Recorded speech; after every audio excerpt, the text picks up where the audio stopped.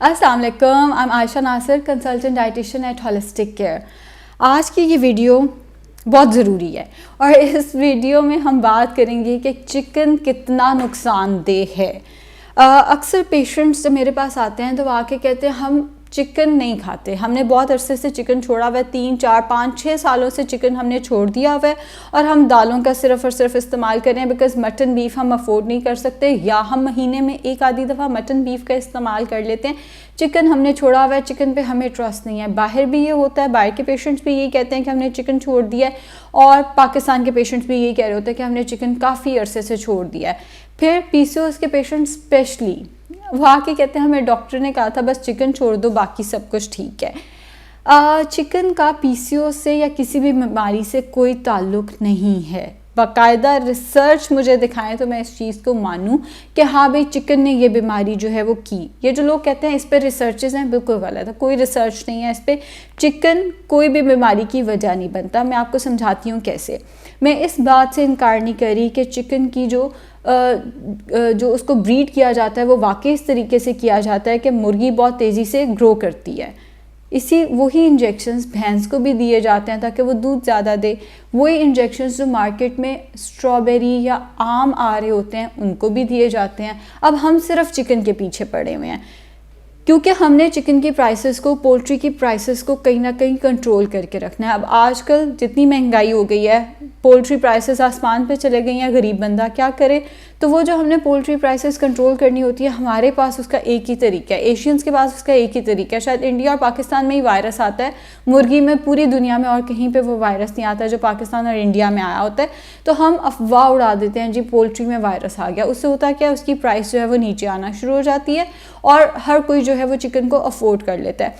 अब जो हार्मोन्स के इंजेक्शंस की हम बात करते हैं, जो मैंने आपको अभी भी कहा, चलें हम अज्यूम कर लेते हैं जी हार्मोन्स के इंजेक्शन मुर्गी को भी लग गए, भैंस को लगे ताकि वो दूध ज़्यादा दे, फ्रूट्स को लगे ताकि उनका साइज़ थोड़ा बड़ा हो, वो जूसी हो।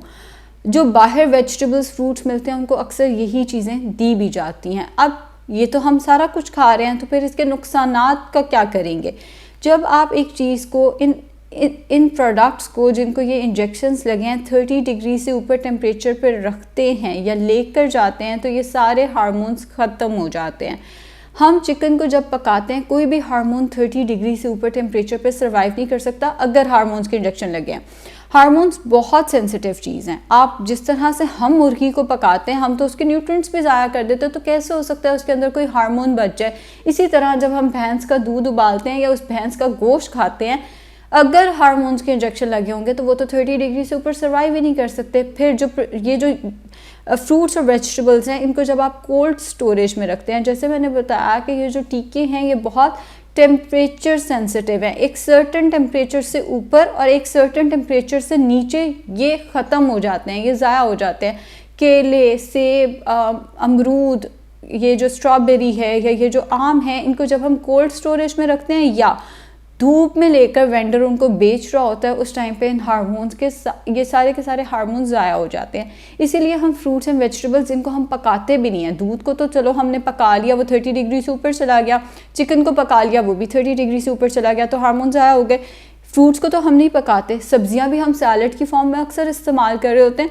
तो जिन चीज़ों को हम नहीं भी पकाते वो वेंडर के पास पड़े पड़े उनके अंदर जो टीके हैं उनका असर ज़ाया हो जाता है। या जब हम उनको कोल्ड स्टोरेज में रखते हैं, इवन घर में ला के भी उनको रखते हैं, तो हमारे घर का टेम्परेचर भी सूटेबल नहीं है उन हार्मोन्स को सरवाइव करने के लिए। तो ये बिल्कुल गलत है।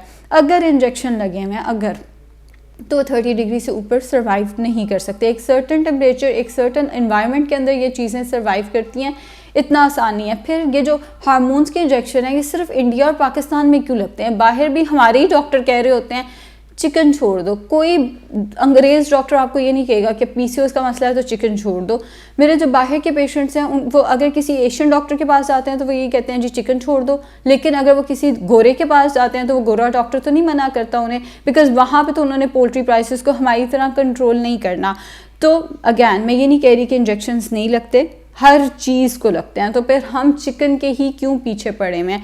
दूसरी चीज़ ये कि ये सर्वाइव ही नहीं करते, हर चीज़ को वाकई लगते हैं ताकि उनकी अच्छी ग्रोथ हो, उनका साइज़ सही रहे, फ्रूट्स का वो जूसी ज़्यादा हो, उनका कलर टेक्सचर सब बेहतर हो, लेकिन ये हार्मोन्स कभी भी एक सर्टेन टेम्परेचर से ऊपर सर्वाइव नहीं कर सकते। तो आप चिकन का इस्तेमाल कर सकते हैं। ये बिल्कुल गलत है कि चिकन का इस्तेमाल नहीं करना। अब तो फिर फार्मी मछली आ गई है, फार्मी बकरे आ गए हैं, तो हम सारा कुछ ही छोड़ कर बैठ जाएँ। ये चीज़ें एक साइंस से तैयार की जाती हैं, इस तरह नहीं होता। और पिछले दिनों मैंने सुना कि जी चिकन जो बनाया वो इस फार्मूले से बनाया जैसे खुदा ना खास्ता पिग बनाया जाता है। ऐसा नहीं होता, ये बिल्कुल गलत है। हम सिर्फ और सिर्फ सोशल मीडिया पे अपनी पोस्ट बढ़ाने के लिए कुछ भी लिख देते हैं, उसके पीछे एक ऑथेंटिक रिसर्च तो चेक कर लिया करें। शुक्रिया।